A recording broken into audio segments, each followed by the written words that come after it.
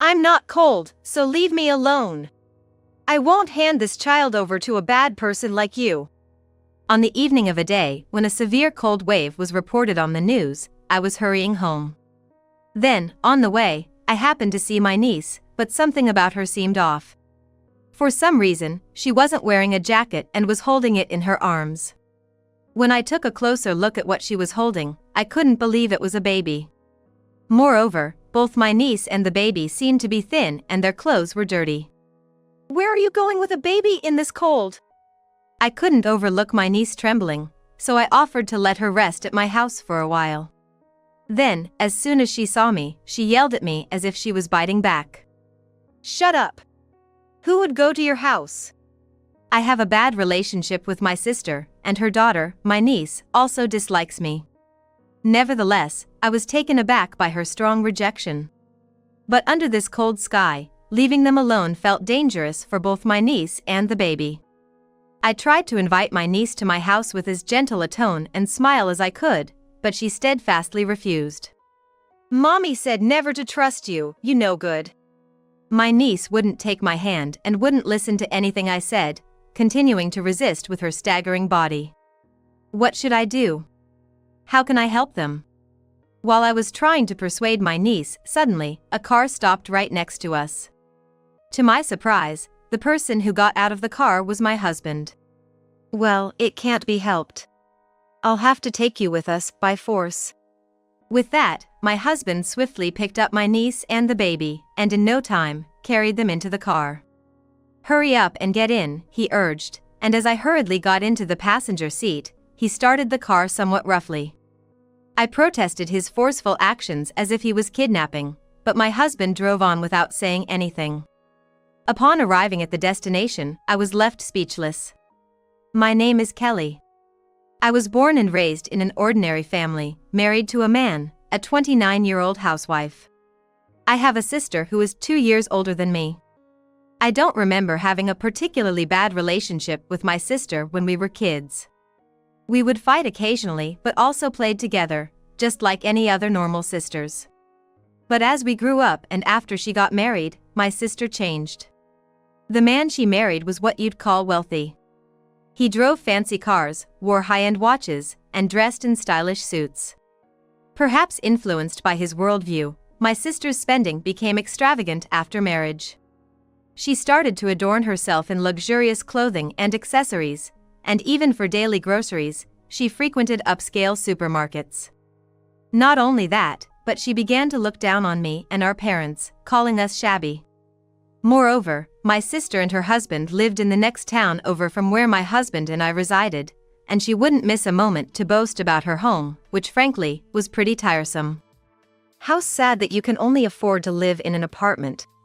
I'm lucky I'm married into money and can live in a big, beautiful house like ours. It's incredibly comfortable. Well, that's what you get for spending $2 million, huh? Every time I met her, my sister never failed to throw her shopping and status in my face, which really got on my nerves, and one day, I just snapped. Enough already! I'm so overhearing about your obsession with money. I'm quite content with my home and my life. Keep your opinions to yourself.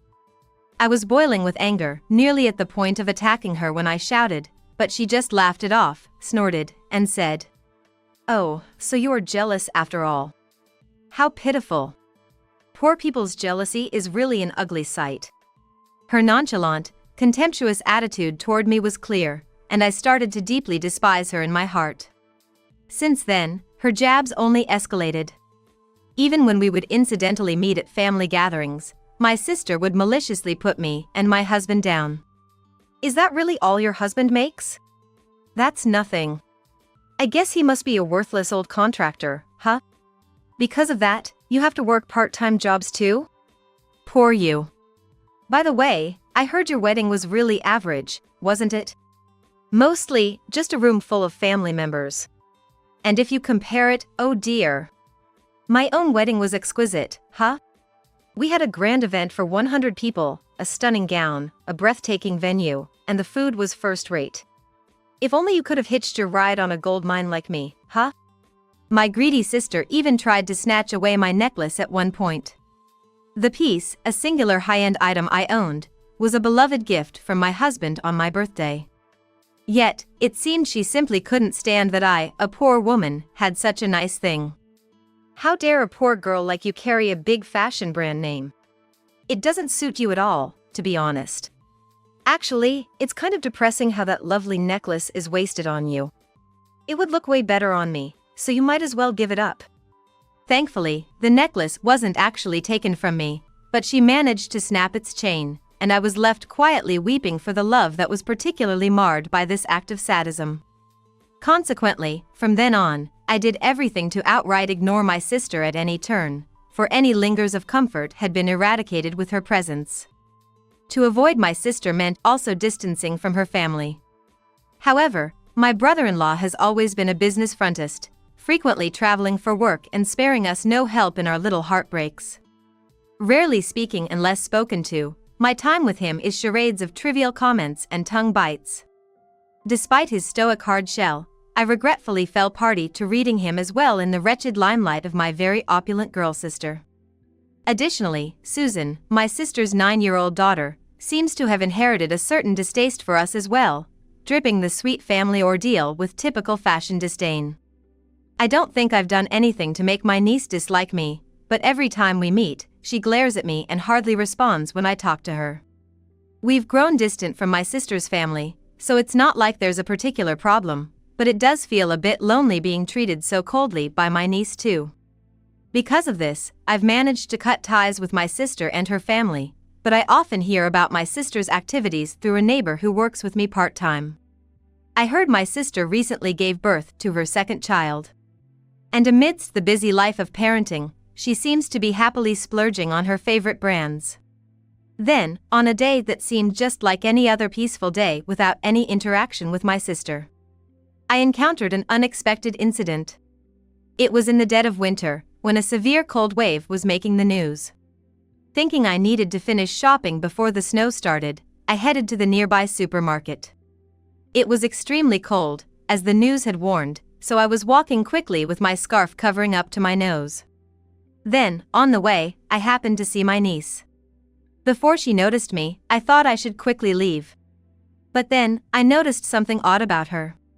For some reason, she wasn't wearing her jacket but was carrying it in her arms.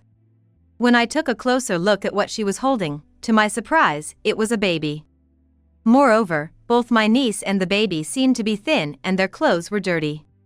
She was walking with her nose turned bright red, holding the baby carefully so as not to drop it, and clutching the jacket around to protect it from the cold. She must have been cold herself. My niece's body was shivering, and she looked visibly in distress. "Susan! Where are you going with a baby in this cold? Why don't you come to my place and warm up for a bit?" I couldn't just overlook my niece in such a state, so I called out to her. Startled by my voice, she jumped. And then, seeing me, she started yelling as if biting back. "Shut up! Why would I go to someone like you?" Even though I knew she disliked me, I was taken aback by her strong rejection.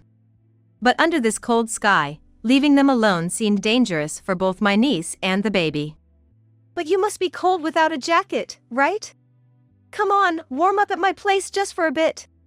I'll drive you home after that, okay?" I tried to say this to my niece with as gentle a voice and smile as I could muster, but she steadfastly refused. "I'm not cold, so leave me alone. Susan has to protect this child. I won't hand this baby over to a bad person like you. I have no intention of hurting you guys." "That's a lie. Mommy said never to trust you." My niece wouldn't take my hand, wouldn't listen to anything I said, and kept resisting with her faltering body. What should I do? How can I help them? As I was trying to persuade my niece, suddenly, a car stopped right beside us. To my surprise, the person who got out was my husband. "Well, it can't be helped. I'll have to take you with us by force." After saying that, my husband quickly picked up my niece and the baby, and in no time, carried them into the car. "Kelly, hurry up and get in," he urged, and as I hastily climbed into the passenger seat, he started the car somewhat roughly. "Just stay calm, and I won't do anything bad. Please, don't thrash about, okay? My husband said this casually, without even looking at my niece. Meanwhile, my niece, perhaps because of my husband's stern demeanor or the shock of suddenly being brought into the car, was now quietly behaving, unlike her earlier commotion. However, she looked so pale as if she might pass out at any moment. My husband took us, along with my niece, to the hospital. My niece and the baby were taken by a nurse, seemingly bewildered by the situation. I asked my husband in the waiting room. Hey, what's all this about? Why were you there just now? And why rush to the hospital?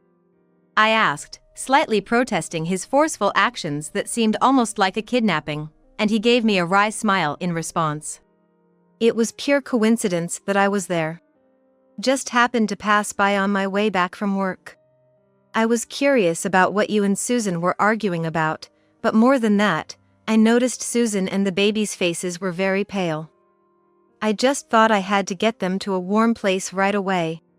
My husband initially thought that any warm place would do, like our home, but he was shocked by the unusual lightness when he picked up my niece and the baby. He had a hunch that their paleness wasn't just from the cold, but perhaps they were also in poor health. So, he decided to change the destination from our home to the hospital, where they could receive appropriate care. Though I was startled to be suddenly taken into the car, I realized that if my husband hadn't arrived when he did and it was just me, I wouldn't have been able to do anything. Thinking about it, I felt grateful for my husband's actions, even though they were a bit forceful. Eventually, my niece and the baby's examination was finished. My husband and I were informed by the doctor that they were both suffering from malnutrition and were now receiving 4 drips while resting in warm beds. Apart from malnutrition, there didn't seem to be any other abnormalities, so we were somewhat relieved. However, the fact that a 9-year-old was outside without parental supervision, carrying a baby. That was also malnourished, raising suspicions of abuse in the doctor's mind. When we explained that we didn't know the full situation, the doctor had already called the police. About 10 minutes after the 4 was finished and Susan woke up, we talked to her. Perhaps feeling settled in the hospital or reassured by being in a warm place, Susan was no longer in a state of complete refusal and was able to converse normally. According to Susan, her mom, my sister, was away on a trip with her friends. And my brother-in-law was absent on a business trip, as usual. During my sister's absence, she had left all the care of the baby to Susan, saying, "You take care of it." However, without any specific instructions, Susan had been taking care of the baby by imitating what she had seen her mom do. During that time, the baby's condition worsened, and it started crying in distress. Unable to calm the baby down, Susan decided to take the baby to the hospital. She used her only jacket to wrap the baby and set out for the hospital, despite the cold. It was during this journey that I found Susan. Had we not found them, Susan and the baby might have collapsed from the cold. Realizing this possibility made me shiver. It must have been tough. But why were you acting so hostile towards my wife? Curious, my husband asked, and Susan, looking away awkwardly, answered. Apparently, Susan had been raised to believe the lie that I was a bad person, indoctrinated by her mother from a young age. My sister told her, I was bullied by my sister when I was young. She is a bad person, so you mustn't get close to her, thus ensuring Susan stayed away from me. Of course, that was a lie from my sister, but for a child, a mother's words are everything. Without verifying the truth, Susan had always perceived me as the enemy who bullies her mom. However, seeing how my husband and I were genuinely trying to help them, Susan began to question what her mother had told her. Is what Mommy said true? Did you bully Mom? Susan asked with direct eyes, and I shook my head. Your mom and I got along when we were kids. If you can't believe it, you should ask Grandma and Grandpa. Tears streamed down her face. I'm sorry for being so defiant when you were just trying to help. I'm sorry for hating you all this time because I believed what Mom said. Understanding the reason behind Susan's long-standing dislike for us, I felt relieved but also harbored strong anger towards my sister. According to Susan, my sister wouldn't be returning until tomorrow, so for tonight, we decided to take Susan and the baby into our home. Susan started to engage in normal conversation with us, albeit still a bit awkwardly. Feeling her mood lighten, I asked Susan about her usual life while we ate dinner at our house. It seems that even before the baby was born, Susan often had to stay home alone. During those times, my sister neither prepared meals in advance nor gave her money for food, leaving Susan hungry. I felt a simmering anger at my sister's selfish actions. After making sure Susan and the baby had their fill and had gone to sleep, I called my parents to plan revenge against my sister. The next day, my husband and I, along with Susan and the baby, headed to my sister's house. My parents were already waiting there, and my mother rushed over to hug Susan and the baby the moment she saw them.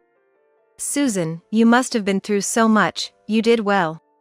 Held by my mother, Susan quietly cried. Then, we decided to wait for my sister to return. While leaving Susan with my mother, I went around the neighborhood to inquire about my sister's conduct. When I mentioned how my sister had been neglecting Susan and the baby to go out, most neighbors were outraged and shared details about my sister's usual cold behavior towards Susan, including often yelling at her loudly. Having learned that my sister was expected to return home sometime after noon today, my parents and I waited for her.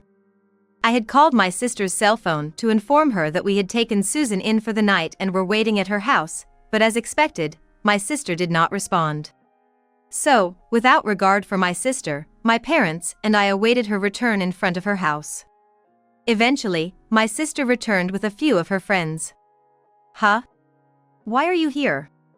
And Mom and Dad too. What do you want? Upon seeing me, my sister immediately scowled, showing her displeasure. Undeterred, I glared back at her. Last night, we found Susan walking with the baby, so we took them in. I tried contacting you several times, but you never noticed. Besides me, the police and our parents should have also left numerous calls about this incident. Pointing this out to my sister, who seemed oblivious, made her frantically check her phone. Seeing her call history, the color drained from my sister's face. Seeing the missed calls from the police too, she must have realized the seriousness of the situation. I have something I need to do after this. So, I'll be. Wait a minute. Where do you think you're going? My dad grabbed my sister by the scruff of her neck as she tried to flee. Caught by our father, my sister momentarily struggled and thrashed, but soon gave up and hung her head in resignation. Our parents have always been very strict about manners and etiquette, and from a young age, they drilled into us the importance of upholding such values.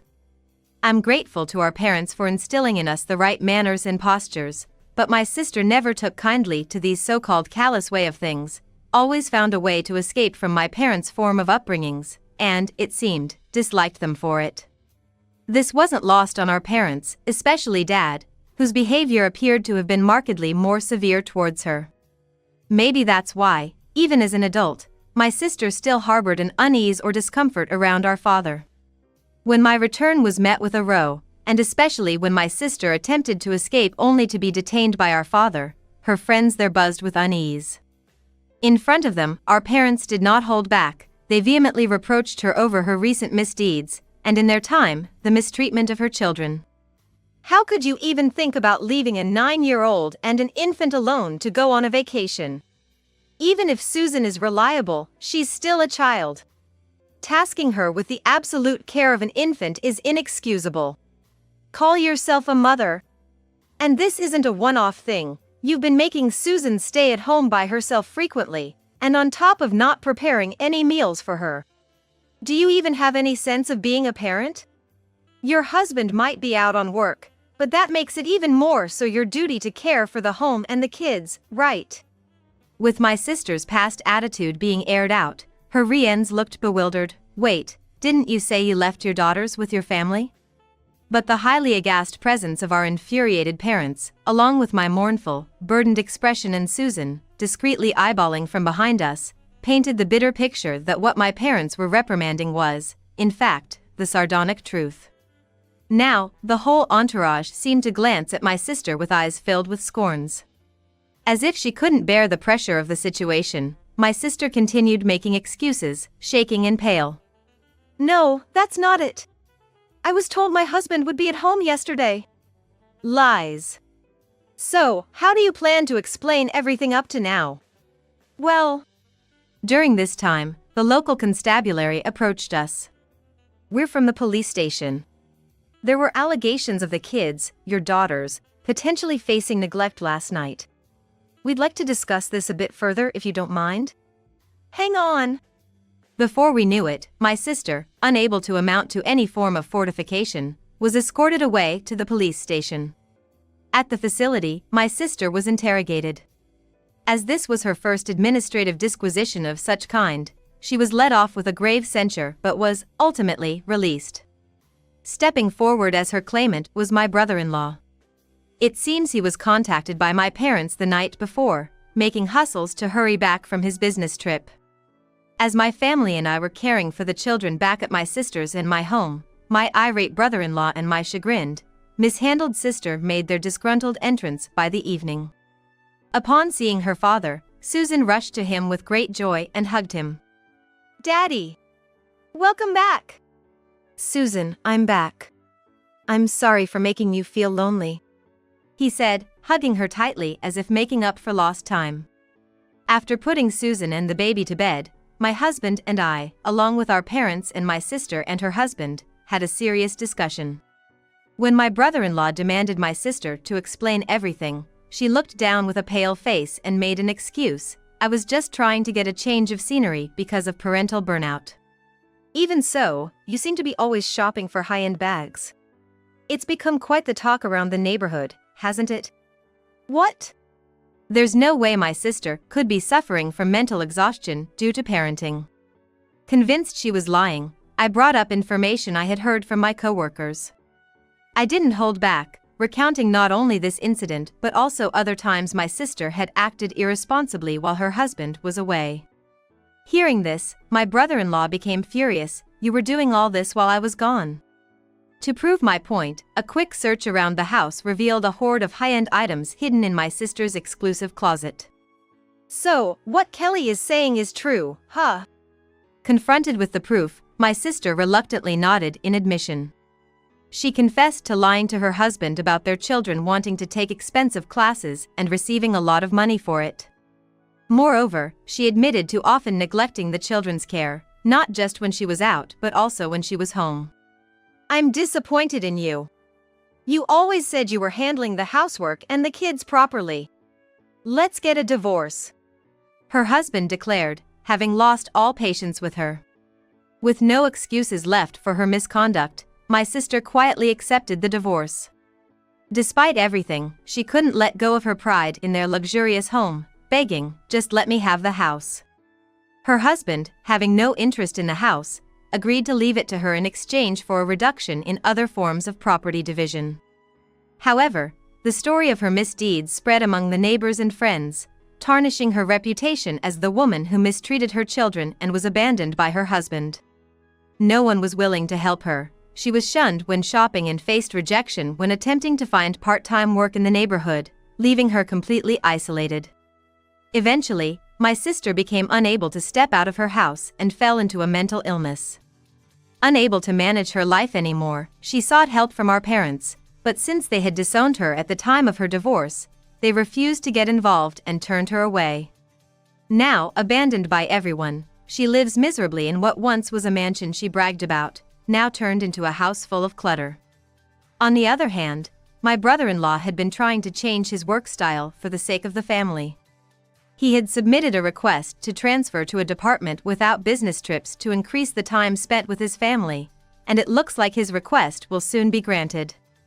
Therefore, he decided to take custody of the children, saying, "I can't leave the kids with a sister who hardly ever took care of them." Of course, our parents wholeheartedly agreed with this decision. Susan was delighted to be living with her dad, saying, "I get to live with Daddy." My sister, with no one on her side, hung her head in defeat. After the divorce, my brother-in-law and Susan moved close to my house. To make up for the lack of interaction before, my husband and I occasionally play with Susan and her sibling. Since the incident, Susan has grown attached to us, so we often take care of her and the baby when my brother-in-law's work runs late. The baby is growing up healthy and is at a cute stage. Spending days watching the children grow, we live our days filled with happiness.